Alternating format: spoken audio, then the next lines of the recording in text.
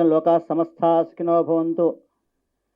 సమస్త ప్రజలు సుఖ సంతోషాలతోని చక్కగా వర్షాలు పడుతూ చక్కగా జీవించాలని చెప్పేసి మనం కోరుకుంటున్నాం.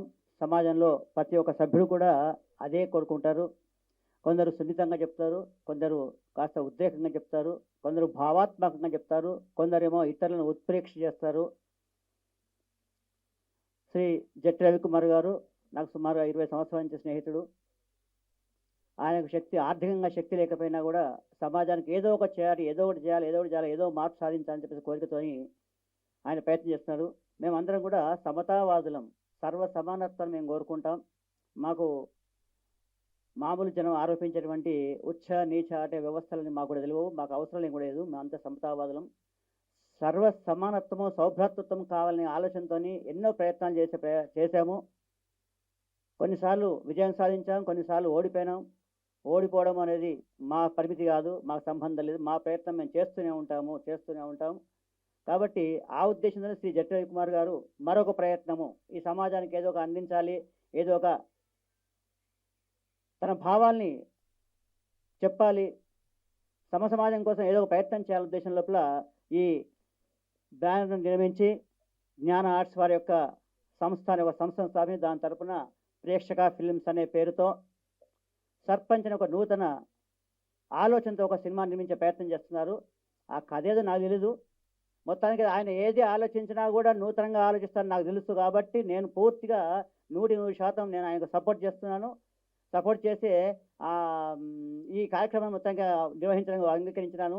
కాబట్టి మనం అందరం కూడా జట్టి రవికుమార్ గారికి ఈ సందర్భంగా విషెస్ చెప్తున్నాము. తర్వాత మా కరీంనగర్ నుంచి వచ్చినటువంటి మీరు చెప్తారా? ఒక్క నిమిషం, రవికుమార్ గారు మాట్లాడతారు. మాట్లాడండి. శ్రీ బోయినపల్లి వినోద్ కుమార్ గారి పరిచయం కోసం మాత్రమే ఇక్కడికి వచ్చాను. తర్వాత నేను మాట్లాడతాను. బోయినపల్లి హనుమంతరావు గారి గురించి చెప్పడానికి మాత్రమే నేను ఇక్కడ మౌత్ పట్టుకున్నాను. ప్రస్తుతానికి మీడియా మిత్రులకు, వేదికను అలంకరించిన పెద్దలకు, ఈ కార్యక్రమాన్ని తిలకించడానికి వచ్చినటువంటి శ్రేయోభిలాషులకు, ఇందులో డైరెక్టర్లు ఉన్నారు, కళాకారులు ఉన్నారు, వివిధ రకాల వారు ఉన్నారు.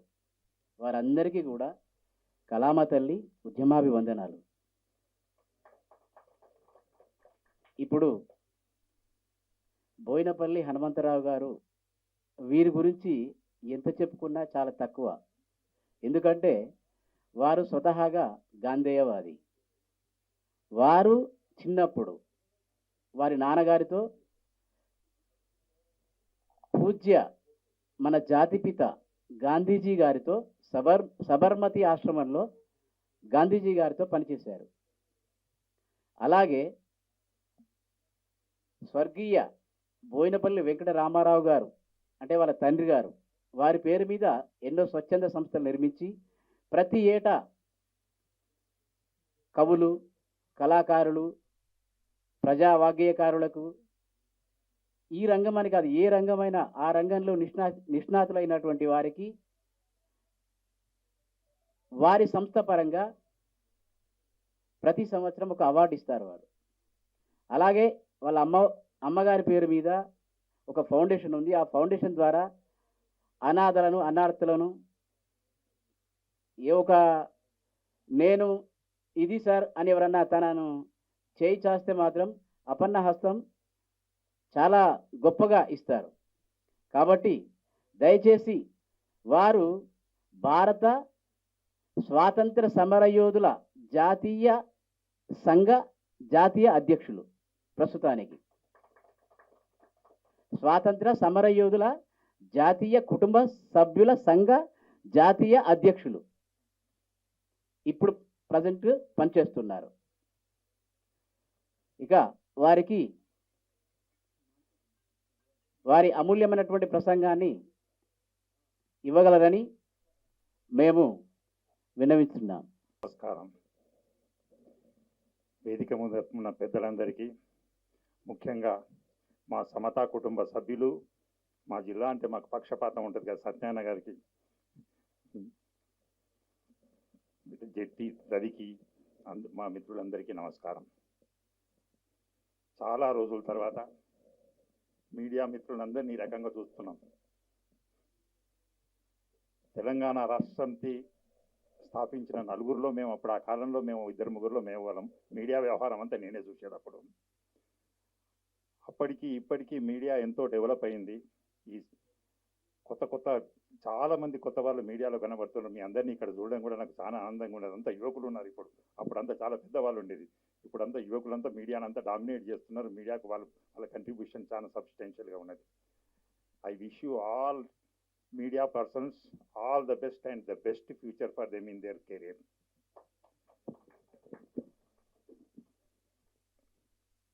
అసలు సినిమా రంగం అనేది మేమంతా సమాజ సేవా రంగం, రాజకీయ రంగం, ఈ రంగాలతోని మాకు అనుబంధం ఎక్కువ.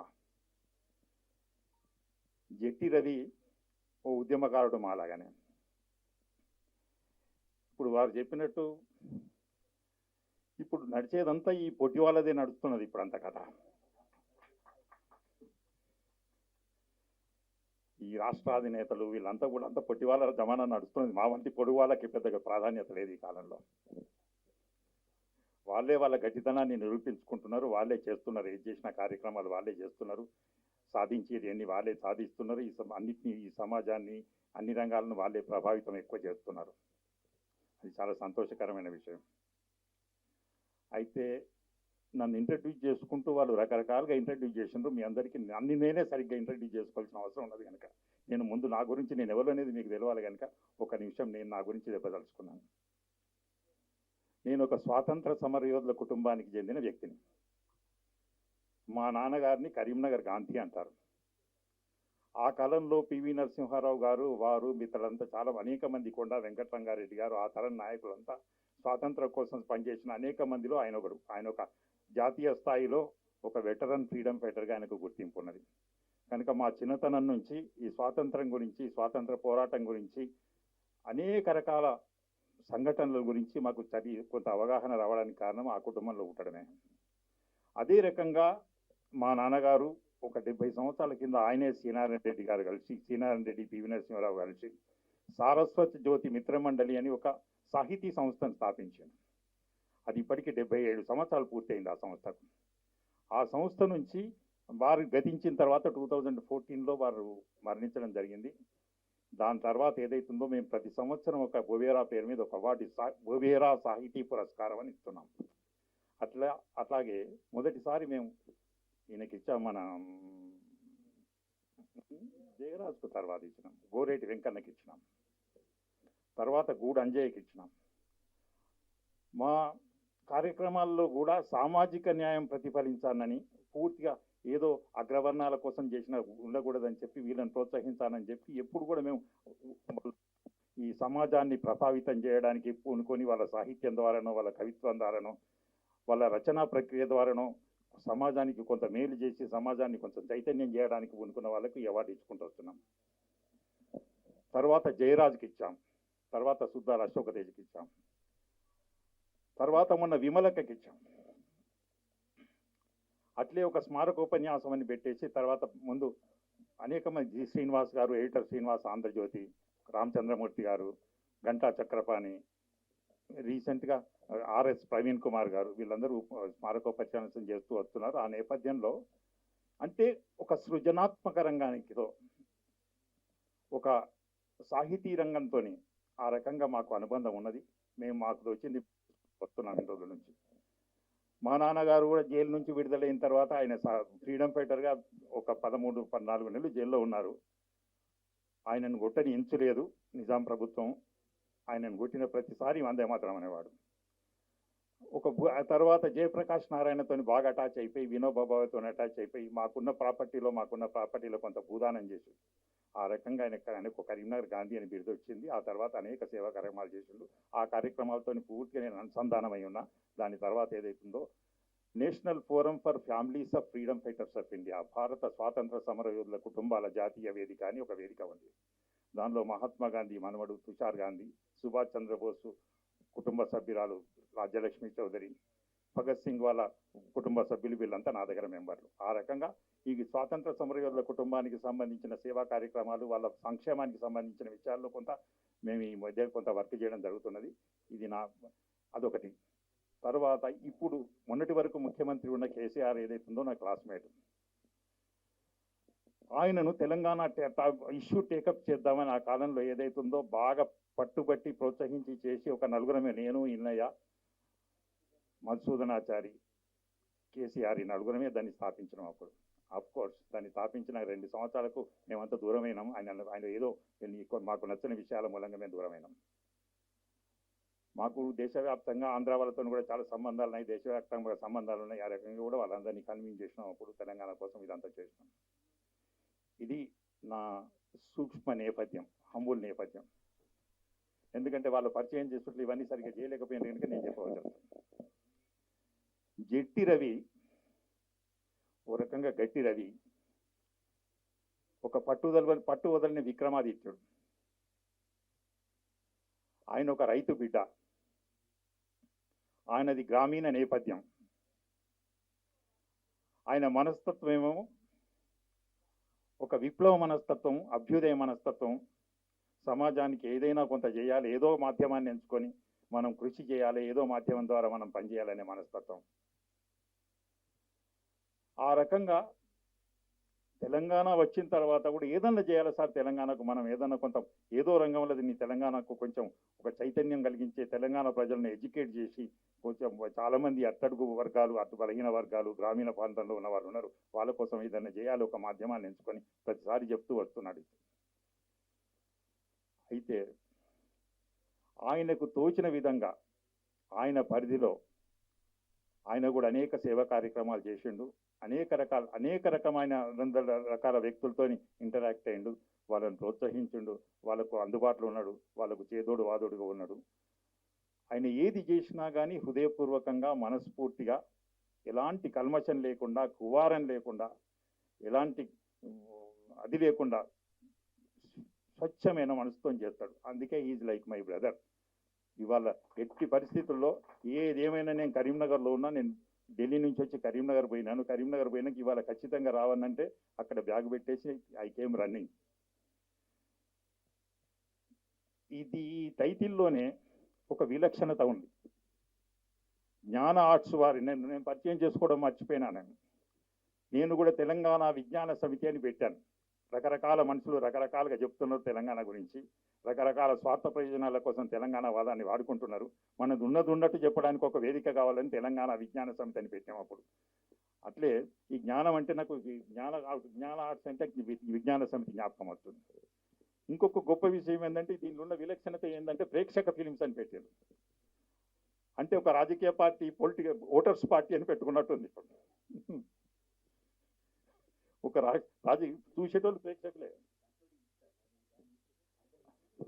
అయితే చాలా చక్కగా ఉన్నది.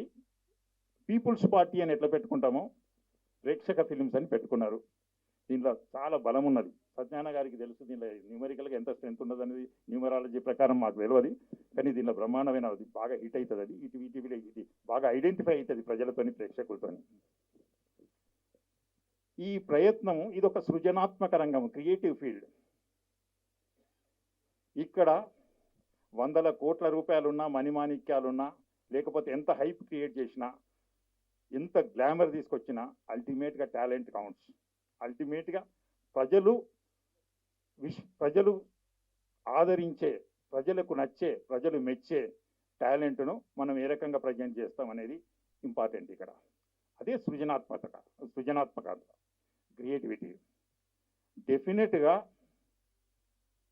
జనజీవన వ్యవస్థతోని అట్టడుగు స్థాయిలో గ్రామీణ ప్రాంతంలో ప్రజల మనస్తత్వం ఎట్లుంటుంది, ప్రజాబాహుల్యం ఏ రకంగా ఆలోచన చేస్తారు, వాళ్ళను ఏ రకంగా వాళ్ళ ప్రాబ్లమ్స్ను అడ్రస్ చేయాలా, వాళ్ళ ప్రాబ్లమ్స్ను ఏ రకంగా హైలైట్ చేయాలా, వాళ్ళను ఏ రకంగా కార్యోన్ముఖులను చేయాలా, వాళ్లకు ఒక రకమైన ఒక విలువలతో కూడిన వ్యవస్థతో వాళ్ళని అనుసంధానం ఎట్లా చేయాలా అనే దాని విషయం గురించి జట్టి రవికి సమగ్రమైన అవగాహన ఉన్నది. ఎందుకంటే ఆయనకు క్షేత్రస్థాయిలో, ఆయన జీవితం అంతా క్షేత్రస్థాయిలో ప్రత్యక్షంగా ప్రజలతో జీవించిన మనిషి కనుక ఆయన చేసే ఈ ప్రయత్నం ఏదైతే ఉన్నదో, ఆయన ద్వారా జరగబోయే ఈ ప్రయత్నము వారి మిత్రులు అనేక మంది వాళ్ళు ఏదైతే ఉన్నారో వాళ్ళంతా నిష్ణాతులు, వాళ్ళు కూడా హృదయపూర్వకంగా ఒక కమర్షియల్గా కాకుండా, ఒక వ్యాపార దృక్పథంతో కాకుండా, కమర్షియల్గా కాకుండా పూర్తిగా ఈ ప్రయత్నాన్ని మనం అందరం భుజం మీద వేసుకొని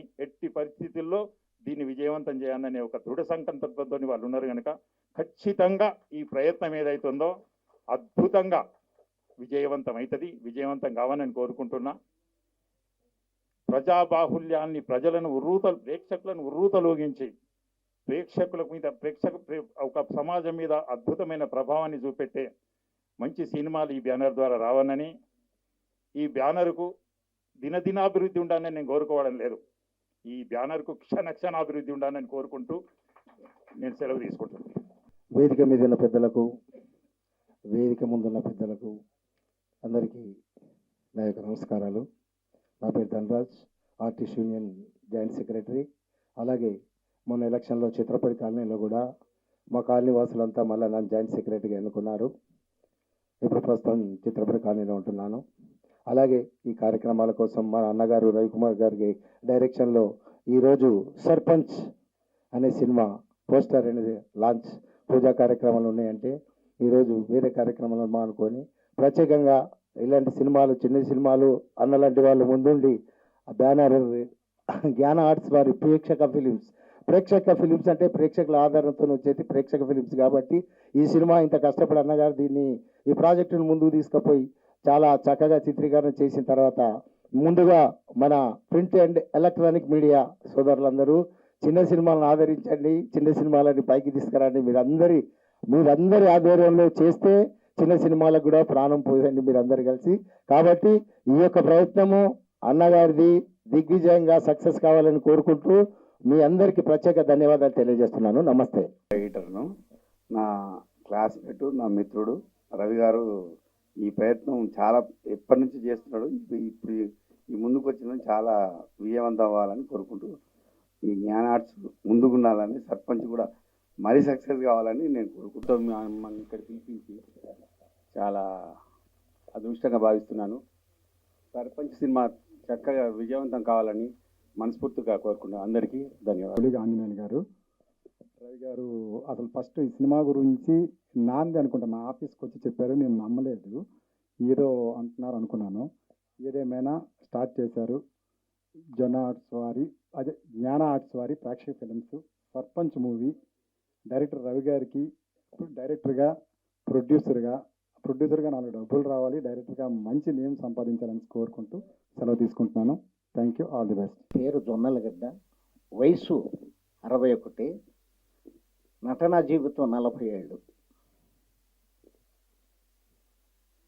నాకన్నా పెద్దవారికి పాదాభివందనం, నా తోటి వారి అందరికీ నమస్కారం.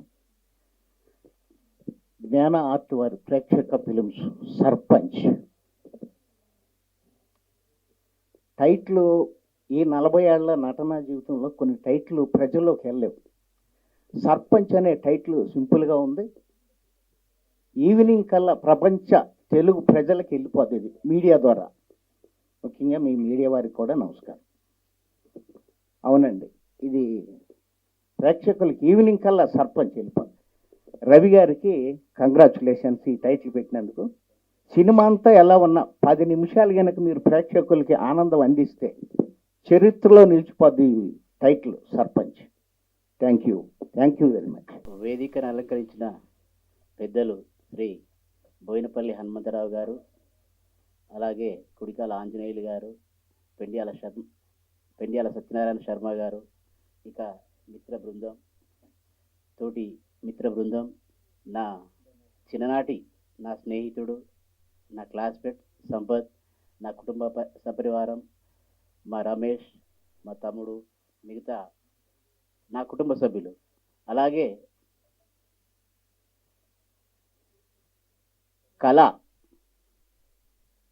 కళాకారులు, కళను నమ్ముకొని ఎంతోమంది జీవిస్తున్నారు. వారందరికీ మా జ్ఞాన ఆర్ట్స్ ప్రేక్షక ఫిలిమ్స్ వారి హృదయపూర్వక కళాభివందనాలు. ముఖ్యంగా మిత్రులు, ప్రింట్ మీడియా, ఎలక్ట్రానిక్ మీడియా మిత్రులకు పేరు పేరున కళామ తల్లి వందనాలు. నేను నా గురించి చెప్పాలనుకుంటే, కస్తూరి సీరియల్ దాదాపు మీ అందరికీ, అంటే ఇప్పుడు యూత్కి గుర్తుండకపోవచ్చు.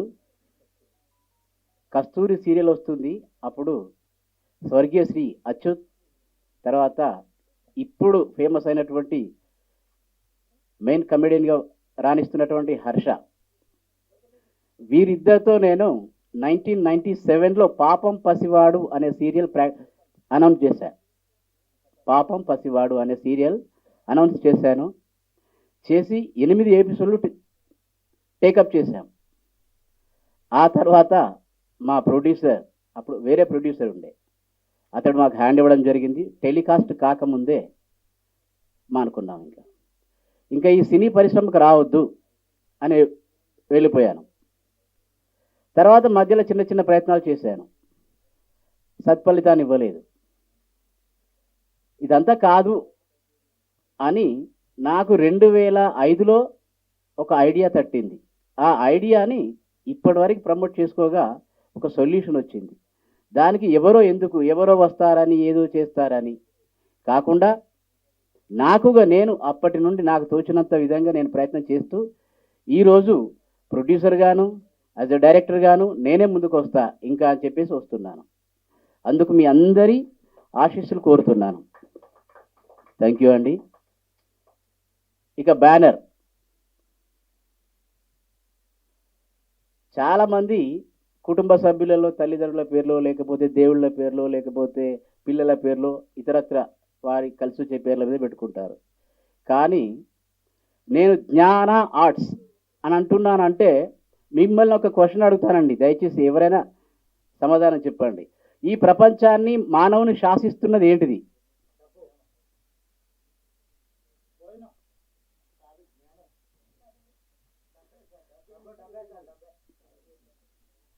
సరే అండి, ఆ డబ్బు సంపాదించాలన్నా జ్ఞానం కావాలి.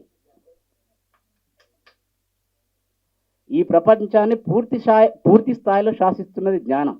జ్ఞానం లేనిది ఏదీ లేదు. కాబట్టి జ్ఞాన ఫిలిమ్స్ అని పెట్టాం, జ్ఞాన ఆర్ట్స్ వారి ఫిలిమ్స్. తర్వాత వ్యాపారానికి దేవుడు ఎవరు? కస్టమర్. మరి ఇప్పుడు సినిమాకి దేవుడు ఎవరు?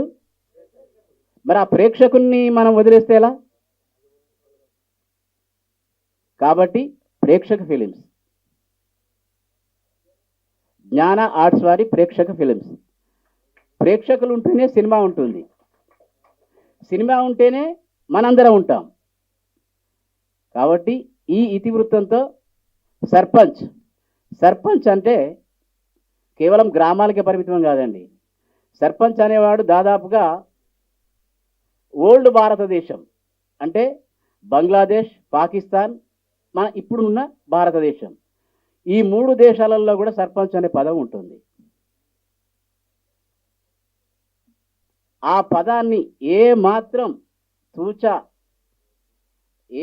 పొల్లు పోకుండా ఖచ్చితంగా కంటెంట్తో ఈ స్థాయిలో మనం అందరం అంటున్నాం పాన్ ఇండియా అని. పాన్ ఇండియా కాదండి, మా సినిమా ఇండియాకు అవసరమయ్యే సినిమా. నేనేం చెప్పను ఇంకా.